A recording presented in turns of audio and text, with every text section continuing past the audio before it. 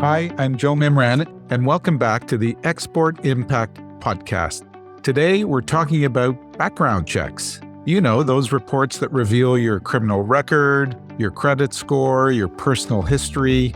They're increasingly common in our day-to-day lives, and it seems like everybody uses them now. Employers, landlords, lenders, even your potential first dates. But how much do you really know about what goes on behind the scenes? How can you protect your privacy and identity in a world where you're constantly being tracked and analyzed? That's where Certn comes in. Certn is a Canadian tech firm that aims to revolutionize how background checks are done. Their vision? To use technology to create a safer and more inclusive society by making checks ethical, transparent, and fair. Andrew McLeod is the CEO and co-founder of Certn. He's here to tell us about himself, the business he co-founded, and how he tries to strike a balance between transparency and privacy.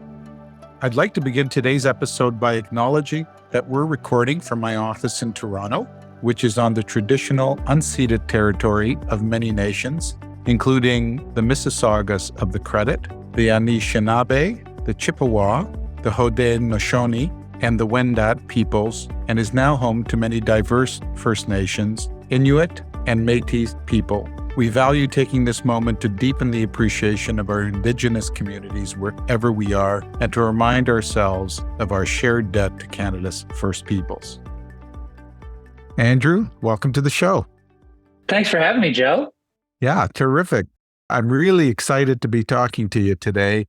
I know that Certn's long-term goal is to be universally used and accepted everywhere, and it looks like you're well on your way.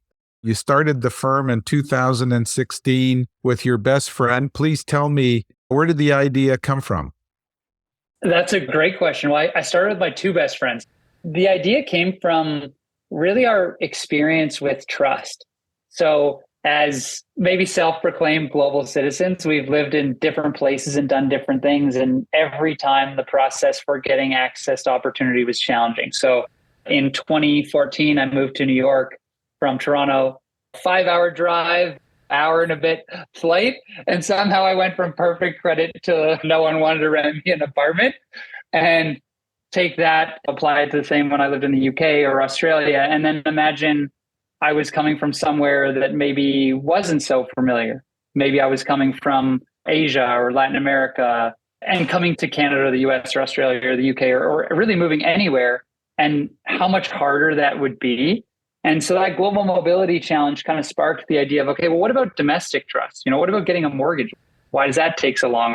Or getting a job when we're doing a background check? How do I know that the information about me is accurate if it's all kind of behind this black box? So the idea of how do we empower people towards opportunity through trust burned into our brain in 2016, and we wanted to solve that problem. Wow. And so what made you think, though, that there was this void? I mean, did you check to see whether or not there were major competitors already doing an amazing job and that your service wouldn't be needed, or you'd be up against these kind of giants? How did you have the courage to just say, oh, yes, I had a problem renting an apartment, so therefore I can build a multi-million-dollar business? Like, where does that chutzpah come from? I would say that the conviction we had because we had experienced the impacts. And then in our last company, we hired a whole bunch of people and we did a lot of work in the property management space. So we saw the challenges of renting to people, the challenges of building trust with renters, and vice versa. And then doing a background check for volunteering.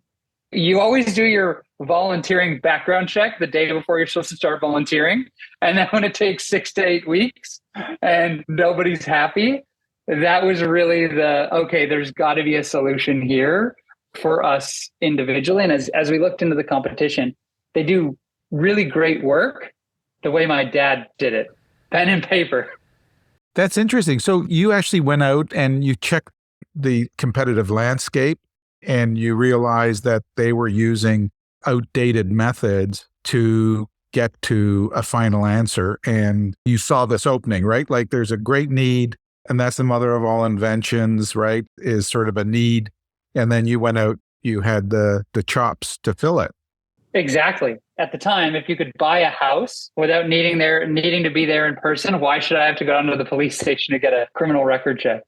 So now you have, 500 employees, 37 languages across 13 countries. I mean, that's pretty amazing. From start of 2016, you've done that in 7 years during COVID, 2 to 3 year hiatus because of COVID, or maybe COVID was good for your industry. I'm not sure. Take me through that. How have you been able to expand so rapidly, and how have you really cracked into this international market? I would say that when we started the company, because we had that global mobility challenge, we wanted to be global really early on, which I think was probably intimidating for some investors early days, knowing that we wanted to be global quickly. And the nice thing that happened that was a terrible thing was the pandemic. So in March 2020, when the pandemic started, Certn was 24 people in one office here in Victoria, British Columbia, Canada. And the pandemic was an interesting time because a lot of our competitors decided hiring is going to decrease. We're going to pull back. And we said, the iron is hot. We have to strike now. And I know a lot of members of my team and some of our investors at first were like, what are you talking about? And then we really saw the opening to get in front of customers really quickly. And we saw that now this novel idea of being able to do these processes in an automated and digital way with more accuracy had to become the reality, because you couldn't go to the police station to get a criminal record check for volunteering. You couldn't go and have a human in an office process this type of check. You had to do it in a digital and automated way. So we were perfectly positioned to do that. And on top of that, being that we're in Victoria and at just shy of 500 people, we would have hired the entire tech community in Victoria. We had to broaden our horizons of where we found talent. So we started looking in different parts of the world, different parts of the country. And during that process, we started to find companies that we really resonated with and opportunities we really resonated with in different places. So there was the organic piece, and then dropped in our lap the inorganic piece, because now we weren't constrained to Canada or North America. We could look at opportunities in other countries, and we'd always wanted to be global, and we had started expanding geographically. And then we had the opportunity to buy a company called Credence out of the UK. And that was, an even bigger slingshot to our growth. Oh, I see. So you've done this through acquisition, partly. I would say a bit of both. So the organic growth is basically, we double the business year over year, and then we acquire a company and try and double them. So it's really kind of a land and expand play in the different regions. And that gave us truly global coverage. We tried to build the global network as quickly as we possibly could. And in a lot of cases, we didn't have to be physically present in that country. In the 13 countries that were physically present, in most cases, it's either the best talent or the best talent, but you have to be physically located in that country to be able to get the licenses to be able to do the things that we do. Oh, I see. So I've got so many questions. I don't even know where to start. You've went through this kind of acquisition. UK was the first acquisition you made. Were you busy also as you were growing the business, trying to raise money and trying to lure investors? And how did you fund the business? Did you bootstrap it when you started? How did you do with that piece of it? So very early days, we bootstrapped it. And as we started to grow and Certn became real, we started to get interest in investment from a number of different groups. So we did our seed round just prior to the pandemic. And when we closed our seed round, it was a huge deal. Then the pandemic happened, and we did 2 more financings in that year that made us, it was one of the most successful Series A's in Canadian history at the time, that we did in August of 2020 in the middle of the pandemic. And right as we closed our Series A, we got a term sheet for what we call the Series A plus. So the funding environment for us, because of the traction we had and the growth that we had, was really good. And then coming into 2021, we had a ton of cash and a ton of growth relative to our size, that we were fortunate enough to be able to pull the lever of acquisition And there were some companies that didn't fare as well as we did in the pandemic. They didn't see the growth that we saw. And on top of that, it's traditionally a service business. So we saw companies that had founders that were looking to retire whose family didn't exactly want to be in the traditionally unsexy background check space. And that had a really good product and a really good team. So we decided that we would capitalize on that and make them Certonians. I like that, Certonians. That's great. That's very sci-fi. And so did you stop at Series A? What are you at now? Are you like Series E by now, or where are you guys going? So we have this tendency to do financing back to back sort of by accident. So we closed our Series B and then we got preempted to do what we call a Series B plus. So I'd say we're Series B plus. Well, if you're generating a lot of cash, you probably don't need a lot more cash, right? So you can, unless I don't know what these acquisitions are costing you, but this whole notion of growing through expansion and then bringing your sort of best of breed and your own systems to help on the back end of some of these businesses is a great way to grow. You must get tremendous synergies as you start growing. And then you have the advantage of being able to source information around the world, which for some employers must be pretty impressive, I would think. It's incredibly valuable for our customers. And it's been nice because we've brought in global capability, but also global expertise. So in the companies that we've brought on, we've got people in the business that have more years in background checks than I have years on this earth. That coupled with our internal skills around technology have been hugely complementary. So it gives our customers that technical advantage, but also the knowledge that we're bringing into the organization is super valuable, both at a regional level and at a global level. And so you're in all these countries. How do the regulations differ? I know that the US has this, I was looking it up, this Fair Credit Reporting Act, right? You got to work around or got to work with an oversight body. How does it differ from country to country? Are you in Russia? So we don't service Russia due to sanctions, but we can do checks on Russians that are not in Russia. There are some service outages that happen on occasion in Russia. I would say, Russia's a challenging one right now. The Ukraine's a challenging one right now from a service availability perspective. But generally around the world, there's sort of two ways of doing things from a regulatory perspective. And I would say all of them have the best intentions in mind. So the standard that Certn provides in terms of privacy, data security, data storage, data residency, all of that kind of stuff, which are really important, have to be at the highest standards. But the way that it's enforced is slightly different. In the US, it's you mess up and you get sued and there's a massive class action lawsuit. And in Europe, it's you mess up and GDPR comes and gets you and there's a massive lawsuit. And either way, it ends up in harsh monetary penalties. When you look kind of at the two extremes of how they're enforced, you really have to make sure that you've got your I's dotted and your T's crossed to make sure that, first and foremost, you're protecting the information of the individuals, of the consumers that we aim to build trust for. I mean, the whole purpose of the business was to empower people towards opportunity, and that benefits the business and the consumer. But really, you got to protect the consumer's information and make sure it's being used for the right purposes and the right information is being shared and that it's correct. Right. And how do you protect that information? It's protected in a whole bunch of different ways. So, I mean, the way that it's stored, the encryption, the basic technical pieces are there. And then also making sure that it's stored in the right places for the right time and the right reasons. We could probably build a product just based on what we had to do to be able to keep information stored in the right place at the right time for the right time.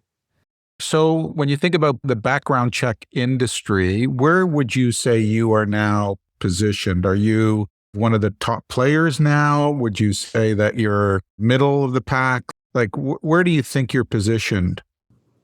So I would say globally, we would be most definitely in the top 10. And that's unfair to say in some respects, because when you look at the US, there's 1,800 competitors in our space. So there is probably a Joe's background screening company somewhere in the United States, which is very different than kind of the global landscape. In Canada, for example, there's probably 10 competitors, of which we would be in the top three. In the UK, for example, there's probably 20 or 30 competitors, of which we would be in probably the top 5, maybe 10, and climbing. And then if you start looking at different countries like France or Germany, there might be 1 or 2. There are interesting nuances in each country. I mean, France, for example, there are no credit bureaus in France, and Oh, wow. credit history is very different. So how do you get information? Where do you scrape information from? The biggest thing is going directly to the sources and figuring out what information can and can't be used in a specific country. So in France, credit is something that can't be used. Doesn't matter if you're handling money, if you're hiring someone from France in France, you can't use credit history, but you can use job history. So being able to build automated ways of verifying employment or education, making it a lot easier to be able to get someone's criminal history. In France, I'm really proud because it took 3 years, I think, to get direct access to do French criminal record checks. We have it now, which is really cool. France and Germany are they're very challenging places to get that type of information because you have to meet that really high bar of data security and privacy. And I'm proud to say that we're able to do that now. This is something today where even people's online activities are being looked at prior to hiring. Are you getting a lot of requests in that regard where people behave very differently online than they might otherwise, especially in today's charged political climate as well? When you're bringing a new employee on, is that something that you're asked to check on? Social media checks are becoming more and more requested. And it's interesting because there's a whole bunch of different ways of going about a social media check that are not candidate friendly. And I think that to me is the thing that we're working to avoid because everyone's entitled to their own opinions. Everyone's entitled to have their social media presence. Choosing to employ someone is an important decision. And you want to make sure that if you're looking at their social media profile, you're looking at the things that are actually important to the role. There's so much judgment involved in that when you go and you check somebody's social online background. Are there sort of guidelines that you use for doing that? Or is this just specific requests that come from your clients? So we have guidelines and then they're also tailored to specific clients. So there's going to be things that certain clients look for that they would want included in some of these reports. I think the big thing for us is we can never include things that would exclude somebody from getting employment that they deserve that is specifically protected. Race, religion, sexual preference, family status. Yeah. That has to be completely taken out of anything social media related because that should never be part of a judgment that someone makes in social media. Now, if you have threatening content or illicit content or things that might go against the mission or the vision of the company, that might disqualify you. Now, in the future, what we want to do, we do it now, but more so is make that more transparent to the consumer. So you as an individual can have an analysis of your social profiles that you would store on your phone that you could share. You'd also have your credit report. You'd have your real-time criminal history. So Joe, you could go right now and be like, look, I'm going to prove that I'm not a criminal. You can see it on my phone. And Certn can provide all of that information so that you could share it with whomever you want, whether it's your next Tinder date or your next mortgage or your next job or your next apartment. Really any opportunity where you need to build trust between two individuals or an individual and a company. We want to give people the ability to have those credentials and those things so that it's transparent. If you didn't get the job because your credit score wasn't good enough, I mean, credit and jobs are pretty rare unless you're working with money, but let's use a better example. You didn't get the apartment because your credit wasn't good enough. You now know what they're seeing. And now you know that there's a threshold that property manager, that landlord wanted, and you don't meet that. And you can have that conversation as opposed to today where you do a credit report on a tenant. You don't go back and say, hey, your credit wasn't good enough. Usually you just, not me, but usually one would just say, oh, we found a better applicant. And this brings out the transparency so that people know what things that they might have to work on or what things they might have to explain. It's a little Black Mirror. I don't know if you watch that show, Black Mirror, but it does social scoring gets a little futuristic and weird. But I love what you're saying about it being just a transparent process that everybody can engage in a way that helps them control their own personal background score, right? And that it's not a black box. It's not just for certain individuals to be able to look in and see and provide a score, that they're made available to you, where in the past it was very difficult to get one on yourself, and you can get your own credit score today, which was not so readily available. I think that work is really exciting. This podcast is all about exporting, which is what you have done so successfully. You've taken a service, you've grown it across many different countries, and it sounds like you're going to continue to grow. What does the future look like for Certn? Well, the big thing is pushing that empowerment of consumer agenda, because the end game, the future state for Certn and my dream is that the next time I go to, Austria, pick a country, I can go to Austria and I can share my credentials to be able to get the visa to go to Austria instantly. When I arrive in Austria, if I decide that Austria is the place for me and I want to go buy a house, my credit information, my job history, my employment history, anything that they would need to lend me the money to buy a house or to rent a house is all there, and it's all directly from the source of truth, so it can be trusted. And same with when people are coming back to Canada.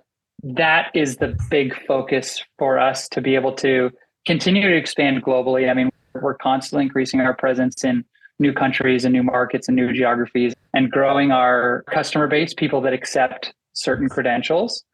And then we're going to do something big shortly here, where we're going to be announcing something that will allow people to have access to those credentials and to be able to share those credentials.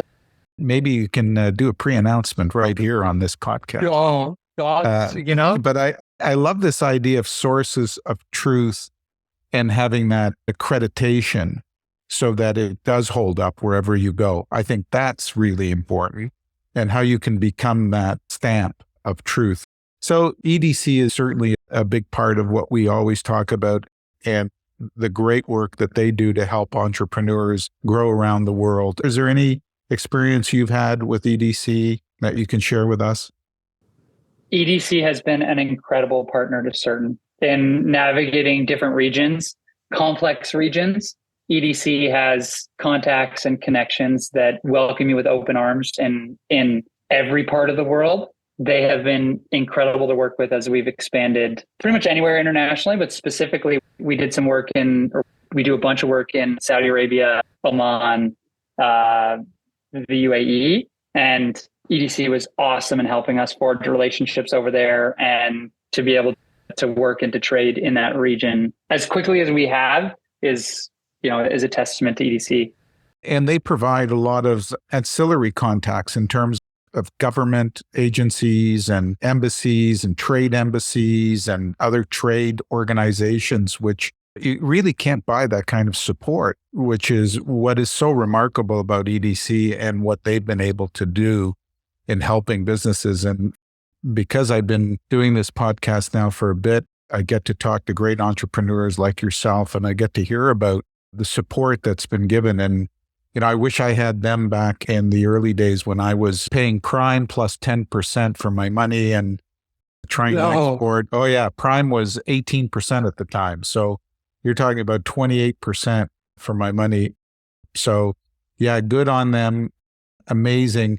If you were to give any advice to other entrepreneurs looking to export, what would be some of your advice to them? First, get in touch with EDC. When I first thought about EDC, I thought government, slow, not going to get it. EDC gets it, and they think big. And that's what I love about working with EDC. So definitely mistake that I made is not talking to EDC sooner. And then I would say, as companies are starting to think about going global, is to be really intentional about it, and to be really intentional about the communication and the interaction that you have with your counterparts, your customers, your employees in different parts of the world. Because the hardest thing about running a global company is you're now on 24 hours a day. I mean, when I wake up, the UK is ending their day.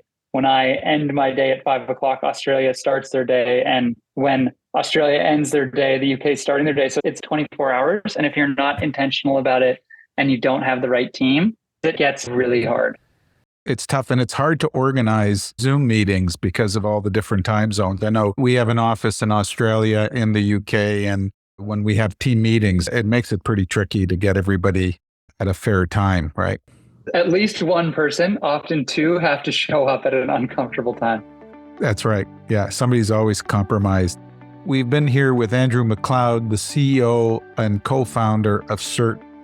I hope you have found it as scintillating as I have. It's been a real pleasure to talk to you, Andrew. Congratulations on your success, on your growth, and on your positive energy. I think you're going to go on to be a world beater with Certn. And as I said, I am now going to become a Certonian, looking for the source of truth. Thanks you so much for being with us today. Thanks for having me, Joe. Thanks for joining us today on the Export Impact Podcast. If you enjoyed today's episode, we'd love for you to subscribe, rate, and leave us a review on your favorite streaming platform. See you back here in 2 weeks.